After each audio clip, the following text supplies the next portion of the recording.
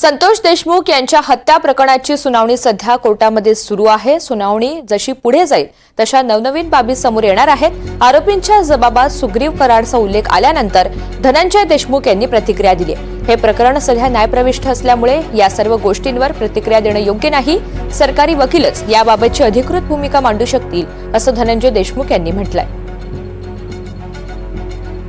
अजून ह्याच्यामध्ये जसं आपण पुढे जाऊ, जसं सुनावणी होत्याल, जसं तारखा होत्याल, तसं खूप मोठ्या प्रमाणात माहिती प्रसारित होणार आहे आणि त्याचं स्पष्टीकरण आपण अधिकृत जे या प्रकरणातील मुख्य वकील आहेत सरकारी पक्षाकडून, जे की ज्यांच्यावर आमच्यावर अन्याय झालेला आहे, त्यांच्या बाजूनं ह्या सगळ्या गोष्टीचं स्पष्टीकरण ते वेळोवेळी देणार आहेत आणि आपल्याला तेच महत्त्वाचं आहे।